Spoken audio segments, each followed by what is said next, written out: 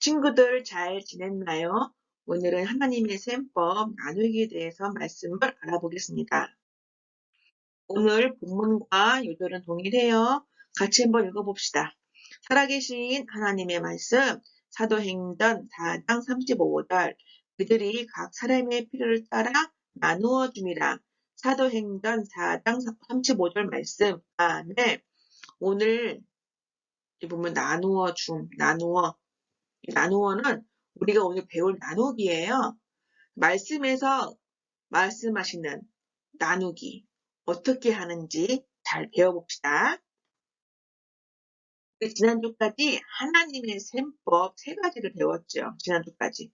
3의 빼기, 그리고 더하기, 곱하기에 대해서 배웠어요. 우리가 배운 곱하기는 곱하기를 잘하면 어떻게 된다고 했죠?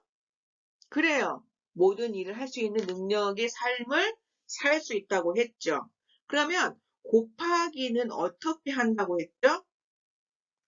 그래요. 예수님과 함께 하는 거라고 했어요. 오늘은 나누기를 배우는 건데요. 우리 주변에는 먹을 거, 입을 것이 필요한 사람이 참 많아요. 그렇지만 예수님이 필요한 사람이 훨씬 더 많아요. 우리는 그 사람들에게 예수님의 소식과 축복을 나눠 줘야 해요. 그래서 오늘 나누기를 너무너무 잘한 한 사람을 소개할 거예요. 그 사람의 이름은 빌립이었어요. 빌립도 우리처럼 빼기와 더하기를 해야 했어요. 빌립도 자기가 얼마나 큰 죄인이며 예수님이 어떻게 죄를 용서해 주셨는지를 믿고 예수님을 영접했어요. 우리 친구들도 죄를 용서받았나요? 성경에 죄를 짓는 자마다 불법을 행하나니 죄는 불법이라라고 말씀하시는데 여기서 말하는 여기서 말하는 법이라는 것은 세상의 법이 아니라 하나님의 기준이에요. 그래서 하나님이 기뻐하시지 않는 모든 생각과 말과 행동이 죄인데요. 우리가 짓고 있는 죄가 참 많죠. 뭐죠? 친구를 미워하고 따돌리고 나쁜 생각하고 또 보지 말아야 할 영상과 하지 말아야 할 게임 이런 게 다 죄예요. 성경에서 보면은 우리가 지은 죄는 반드시 하나님의 심판을 받는데요. 하나님께서 여러분 사랑하셔서 우리를 위해 준비한 하늘나라에 갈 수도 없고 죄로 말미암아 하나님의 사랑이 전혀 없는 곳에서 영원히 사는 끔찍한 형벌을 받게 돼요. 이것을 성경에서는 사망이라고 말씀하시는데 이 사망이 되는 죄는 여러분의 삶에서 반드시 빼야 돼요. 그리고 구주가 되신 예수님을 믿는 믿음을 여러분의 삶에 더하면 새로운 생명을 갖게 돼요. 여기에 다시 사신 예수님의 능력을 곱하면 승리의 삶을 살 수 있는 거죠. 빌립은 예수님을 영접한 이후에 하나님의 말씀을 매일 읽고 묵상함으로 성령 충만해졌어요. 성령으로 충만하다는 것은 성령님에게 온 몸과 뜻과 생각과 행동이 사로잡혀 있는 것을 말해요. 다시 말해 성령님께서 마음대로 쓰실 수 있도록 맡겨진 사람이란 뜻이에요. 이렇게 성령이 충만한 사람이 교회의 집사가 된다면 그 교회는 반드시 부흥이 돼요. 그러한 교회가 있었어요. 그것이 바로 예루살렘 교회였어요. 우리 지난주에 배웠던 것처럼 곱하기를 잘했던 제자들이 복음을 전하고 또 어려운 사람들을 도와주는 일을 하였어요. 그러다 제자들은 많은 일 때문에 일손이 부족하다 예루살렘 교회에서는 성령과 지혜가 충만하여 칭찬 듣는 사람 7명을 뽑아 집사로 세웠고 그 중에 빌립도 뽑혔어요. 빌립은 또한 곱하기도 잘하여 성령으로 충만하였어요. 성령 충만한 많은 일꾼들이 예수님의 복음을 나누어 예루살렘은 예수님을 믿는 사람의 수가 많아졌어요. 그러나 더 먼 곳에는 복음을 나누지 못했어요. 하나님은 더 멀리 또 더 많이 복음이 전해지기를 원하시거든요. 우리가 나누기를 못하면 어려운 일이 생겨요. 예루살렘 교회도 큰 어려움이 생겼는데 교회가 핍박받게 된 거예요. 교회가 큰 핍박을 받게 되자 사도들 외에 많은 사람들이 온 땅으로 흩어져 두루 다니며 복음의 말씀을 전하게 되었어요. 우리가 나누지 않잖아요? 그럼 하나님께서는 반드시 하나님의 방법대로 나누기를 할 수 있도록 막 흩으세요. 그래서 우리 친구들도 이웃에게, 예수님을 모르는 사람들에게 복음을 나눠주는 우리 친구들이 되어야 해요. 빌립도 사마리아 성에 내려가서 복음을 전했어요. 또 그리스도를 통하여 받은 구원의 그 복음을 다른 사람들에게 나누어 준 거예요. 빌립은 나누기를 참 잘했어요. 성경에는 무리가 빌립의 말도 듣고 행하는 표적도 보고 한 마음으로 그가 하는 말을 따르더라라고 했는데, 이 말은 듣는 사람들이 모두 다 빼기를 잘하고 더하기를 했다 그 말이에요. 얼마 후에 빌립의 마음속에 일어나 남쪽으로 향하여 예루살렘에서 가사로 내려가는 길까지 가라라는 음성이 들렸어요.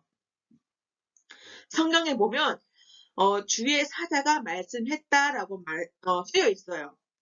예수님을 영접한 사람들의 마음속에는 성령님이 함께 계시는데요. 우리가 해야 할 일을 지시하기도 하고 하나님의 말씀을 깨닫게 하기도 하세요.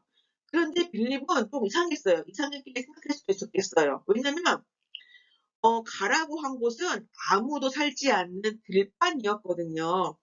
하나님의 음성을 잘못 들었다고 생각할 수도 있었을 거예요. 여러분이라면 어떻게 하겠어요?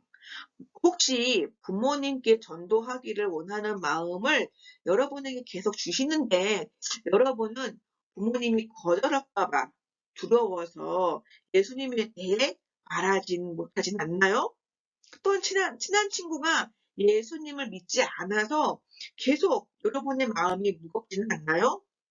여러분이 하나님의 자녀라면 하나님은 여러분이 어느 때나 예수님을 알리기 원하세요. 예수님을 알린다는 것은 예수님이 우리 죄를 위해 해주신 일을 알려주는 것을 말해요. 예수님 믿는 사람들 속에 계신 성령님은 예수님을 전하는 일을 기뻐하시며 힘을 주세요. 성령님은 하나님의 말씀을 통해 우리에게 이렇게 말씀하세요. 너는 말씀을 전파하라. 때를 얻든지 못 얻든지 항상 힘쓰라. 이 말씀은 학교에서나 집이나 또 학원이나 어디서든지 놀 때나 공부할 때나 만나는 사람들에게 예수님에 대해 말하라는 뜻이에요.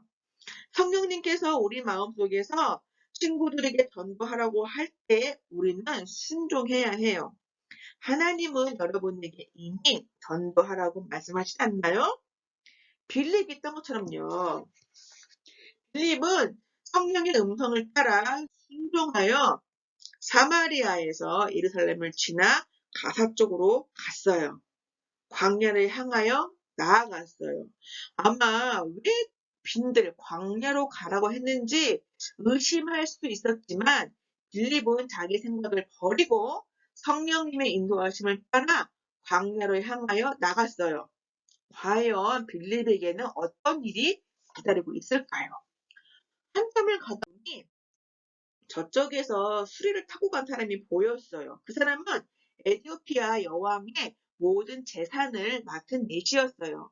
예루살렘에 예배하러 갔다가 왔다가 돌아가는 수레 위에서 성경을 읽고 있었던 거예요.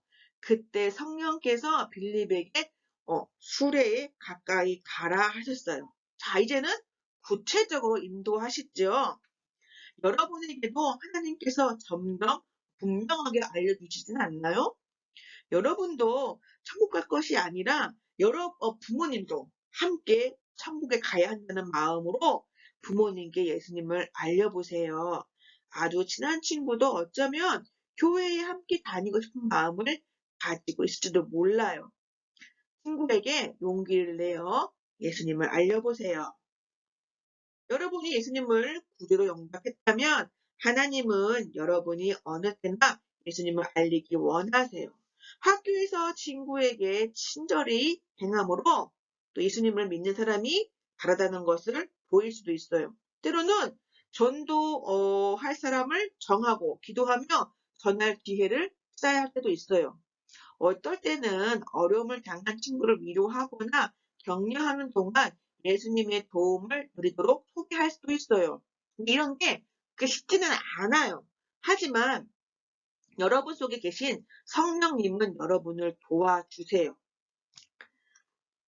성경이 분명히 마땅히 할 말을 성령이 곧 그때에 너희에게 가르치시니라 하시니라. 이 말씀은요, 우리가 마땅히 해야 할 말을 성령님께서 알려주신다라는 뜻이거든요.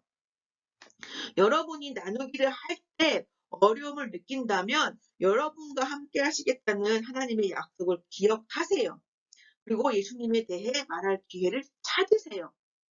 하나님께 도움을 구한 후에 담대히 전하세요. 성령님은 지금도 빌립에게 했던 것처럼 여러분을 도와주세요. 빌립이 달려가서 네시에게 말을 걸었어요.